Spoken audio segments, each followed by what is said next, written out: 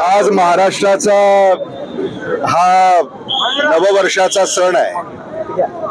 गुढीपाडवा हा मराठी माणसासाठी अतिशय महत्त्वाचा सण असतो आणि हिंदू नववर्ष याची सुरुवात आज होते आणि या पार्श्वभूमीवर महाविकास आघाडीनं ही परिवर्तनाची गुढी आज लातूरात उभी केलेली आहे आणि लोकसभेच्या निवडणुकीमध्ये महाराष्ट्रामध्ये आणि भारतामध्ये जे परिवर्तनाचे वारे वाहू लागलेले आहेत त्याचा जोर अधिक वाढावा यासाठी ही गुढी उभारून आम्ही आज संकल्प केलेला आहे आणि अशा प्रार्थना आणि सदिच्छा व्यक्त केलेल्या आहेत। आज काँग्रेस पक्ष लातूरमध्ये किती शक्तिशाली आहे शहरातच नव्हे तर जिल्ह्यात हे मी सांगायची आवश्यकता नाही, पण ही निवडणूक आता सामान्य माणसानं आपल्या हातात घेतलेली आहे आणि सामान्य माणसाच्या मनगटात किती ताकद आहे